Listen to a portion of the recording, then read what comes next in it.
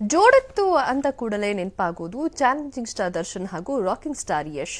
ದೋಸ್ತಿ ಸರ್ಕಾರದ ಪಾಲಿಗೆ ಕುಮಾರಸ್ವಾಮಿ ಹಾಗೂ ಡಿಕೆಶಿ ಜೋಡೆತ್ತು. ಬಿಜೆಪಿಗೆ ಮೋದಿ ಮತ್ತು ಅಮಿತ್ ಶಾನೇ ಜೋಡೆತ್ತು. ಇಂಥ ಜೋಡೆತ್ತು ಅನ್ನೋ ಕಾನ್ಸೆಪ್ಟ್ ಅನ್ನೇ ಇಲ್ಲೊಬ್ರು ಸಖತ್ತಾಗಿ ಬಳಸ್ಕೊಂಡಿದ್ದಾರೆ. ಯಾರವರು? ಬನ್ನಿ ನೋಡೋಣ.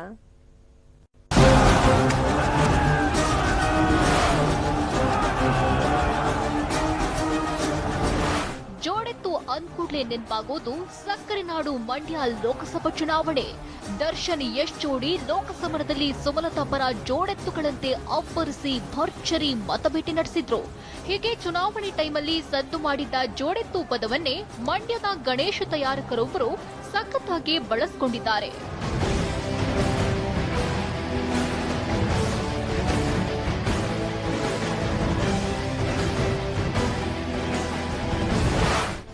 ಧರಿಸಿ ಕಚ್ಚೆಯನ್ನುಟ್ಟು ತಲೆ ಮೇಲೆ ಪೇಟ ತೊಟ್ಟು ಎತ್ತುಗಳ ಮೇಲೆ ಕೈ ಇಟ್ಟಿರೋ ಜೋಡೆತ್ತು ಗಣಪನನ್ನ ತಯಾರಿಸುತ್ತಿದ್ದಾರೆ.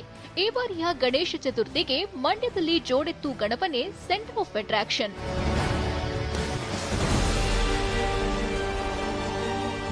ಸರ್, ಈಗ ಎಲ್ಲರಿಗೂ ಗೊತ್ತಿರಬಹುದು, ಈ ಮಂಡ್ಯ ಲೋಕಸಭಾ ಚುನಾವಣೆಯಲ್ಲಿ ಜೋಡೆತ್ತು ಅನ್ನೋ ಪದ ಸಾಮಾನ್ಯವಾಗಿ ಮಂಡ್ಯದಿಂದ ಇಂಡಿಯಾದಲ್ಲೆಲ್ಲ ಫೇಮಸ್ ಆಗಿದೆ. ಕಲಾವಿದನಿಗೆ ಒಂದು ಹೊಸ ಸಿಕ್ತಾಗ ಅದ್ರಲ್ಲಿ ಏನಾದ್ರು ಒಂದು ಪ್ರಯೋಗ ಮಾಡ್ಬೇಕಂತ ಅನಿಸ್ತಾ ಇರ್ತದೆ. ನನಗೂ ಅದೇ ರೀತಿ ಅನ್ನಿಸ್ತು. ಈ ಜೋಡೆತ್ತು ಪದ ಇಟ್ಕೊಂಡು ಈ ಗಣಪತಿ ತಯಾರಿಕಲ್ಲಿ ಏನಾದರೂ ಒಂದು ಹೊಸ ಅಚೀವ್ಮೆಂಟ್ ಮಾಡಬೇಕಲ್ಲ ಅಂತೇಳಿ ಮಾಡಿದಾಗ ಈ ಜೋಡೆತ್ ಗಣಪತಿ ತಯಾರು ಮಾಡ್ತಿದ್ದೀನಿ ಸರ್. ಅದು ಡಿಸೈನ್ ತುಂಬ ಚೆನ್ನಾಗಿದೆ. ಈ ಗಣಪತಿ ಎರಡು ಎತ್ಕೊಂಡು ಕೈಲ ಮೇಲೆ ಇಟ್ಕೊಂಡು ನಡಿರಪ್ಪ ಹೋಗೋಣ ಅನ್ನೋ ರೀತಿಲಿದೆ.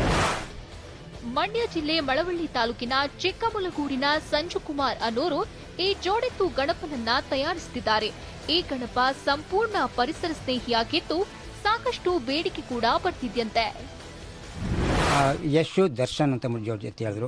ಆದರೆ ಇವತ್ತಿನ ದಿವಸ ಬರ್ತಾ ಇರುವ ರೀತಿ ನೀತಿಗಳಲ್ಲಿ ಈಗ ಜೋಡೆತ್ತು ಅಂತಂದ್ರೆ ಎಲ್ಲ ರೀತಿಯಲ್ಲೂ ಪರಿಸರಕ್ಕೆ ಫೇಮಸ್ ಆಗ್ತಾ ಇದೆ, ಎಲ್ಲ ರೀತಿಯಲ್ಲೂ ಅನುಕೂಲ ಆಗ್ತಾ ಇದೆ. ಎಲೆಕ್ಷನ್ ಆದಮೇಲೆ ಇದು ಪ್ರಚಾರ ಆಗ್ಬಿಟ್ಟಿದೆ. ಜೋಡೆತ್ತು ಅಂದ್ಬಿಟ್ಟು ಇಂಡಿಯಾದಲ್ಲಿ ಮಂಡ್ಯದಿಂದ ಇಂಡಿಯಾದವರೆಗೂ ಆಗಿದೆ. ಅದಕ್ಕೋಸ್ಕರ ಥ್ರೂ ಔಟು ಇದನ್ನು ಇವತ್ತಿನ ಲೊಕಾಲಿಟಿಗೆ ಬಳಕೆ ಮಾಡ್ಕೊಂಡು ಇವತ್ತಿನ ಜನಕ್ಕೆ ತೋರಿಸ್ಬೇಕು ಯಾವ ರೀತಿ ಜೋಡೆತ್ತು ಅಂತ. ಒಟ್ನಲ್ಲಿ ಲೋಕಸಭೆ ಚುನಾವಣೆಯಲ್ಲಿ ಸಾಕಷ್ಟು ಸದ್ದು ಮಾಡಿದ್ದ ಜೋಡೆತ್ತು ಕಾನ್ಸೆಪ್ಟ್ ಅನ್ನೇ ಬಳಸಿಕೊಂಡು ಗಣೇಶ ತಯಾರಕರು ಜೋಡೆತ್ತು ಗಣಪನನ್ನ ತಯಾರಿಸುತ್ತಿದ್ದಾರೆ. ಈ ಮೂಲಕ ಈ ಬಾರಿಯ ಗೌರಿ ಗಣೇಶ ಹಬ್ಬಕ್ಕೆ ಹೊಸ ಟ್ರೆಂಡ್ ಸೃಷ್ಟಿಸಲು ಹೊರಟಿದ್ದಾರೆ. Ravi, TV nine Mandya. Good morning.